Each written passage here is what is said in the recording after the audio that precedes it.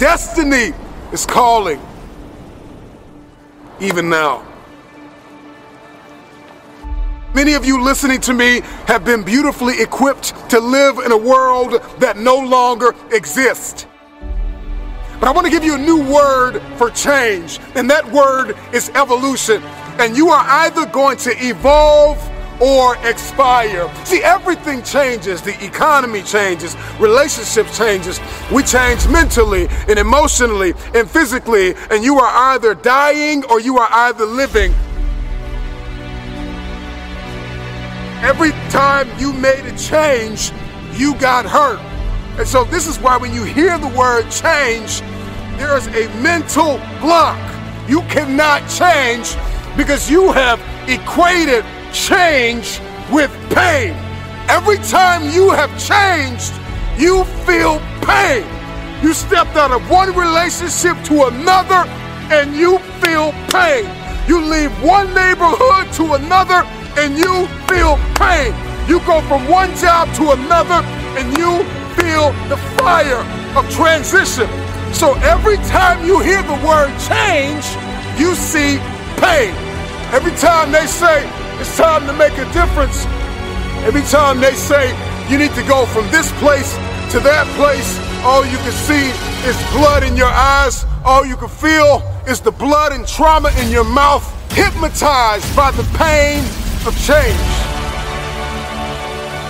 Evolve your belief system. Change is not pain. See change as growth. See change as transformation. See change as evolution. See change as necessary. See change as critical. See change as inevitable. And the more and more you start to see that change is not pain, you're going to see transformation. Your life's going to experience a quantum leap, because now, even though in your childhood you were traumatized because of change, your history is not your destiny. See, those of you who will evolve, who are willing to evolve, you will inherit the future. Those of you who are willing to take everything you do to the next level, you will inherit the future. It is the individual who is willing to become more. Change is inevitable, and you are either changing for the worse or changing for the better. You decide. Change is an invitation to the future. If I can change, I can have my future.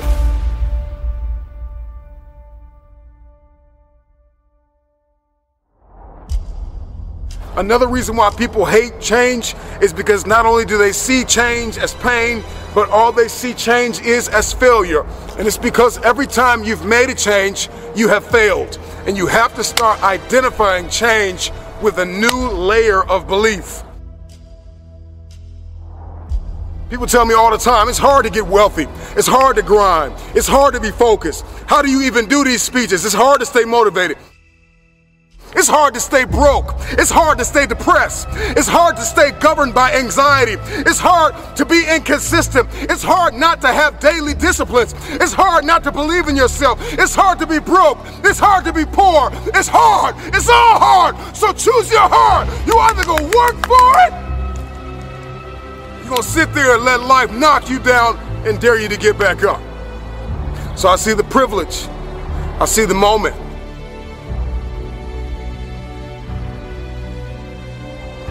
I see change as pleasure. I see change as transformation. I see change as evolution. I see change as beauty, brilliance. I see change as the future. I see change as necessary. I see that if I don't change, there is a generation of people who are going to be stuck in the same place if I don't evolve. See, the marketplace rewards those who have evolved. The marketplace rewards those who have become more valuable. You will be rewarded for the pain. Cry in secret, plead in secret, but in public you'll be rewarded.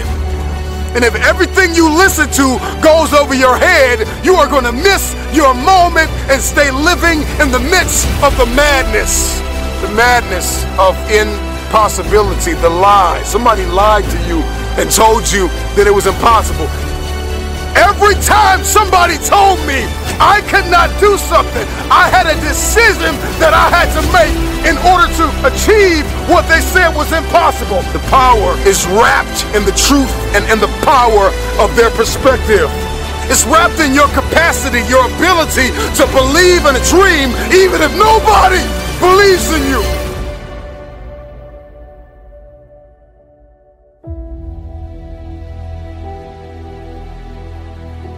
Destiny is calling.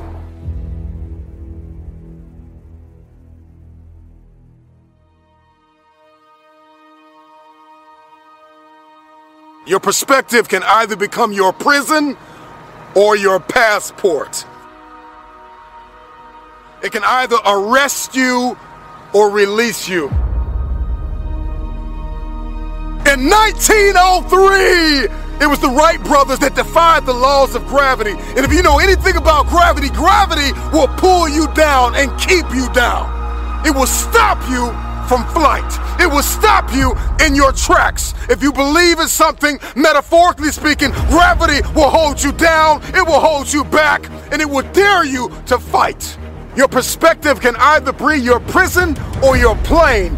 I don't know about you, but today, I made the decision to defy the laws of gravity. The first successful heavier-than-air powered aircraft was designed and built by the Wright brothers. They flew it 4 times on December 17, 1903, near Kill Devil Hills, about 4 miles. I believe possibility is destiny, and it is fear that keeps us arrested and apprehended by the spirit of impossibility. I'm gonna tell you this right now, and nobody else is gonna tell you this. Impossible is a spirit, and you've got to arrest that spirit or it will arrest you. Impossibility is like a soda fountain, the easy way out, the path of least resistance, because to say something is impossible, to give up, to cop out, to fill your cup of carbonated excuses, it tastes good, but it doesn't sit well as it goes down into your system. To remove the 2 letters is the grit of existence, the binding faith of hope to your chest and letting your heart beat. You gotta rewrite the code, you gotta rewrite the script. Calling all reformers, I'm calling all innovators, I'm calling all game changers, I'm calling all world shakers, I'm calling all city shifters, I'm calling everybody that has an inkling of faith in themselves, I'm calling everybody. You will inherit the future.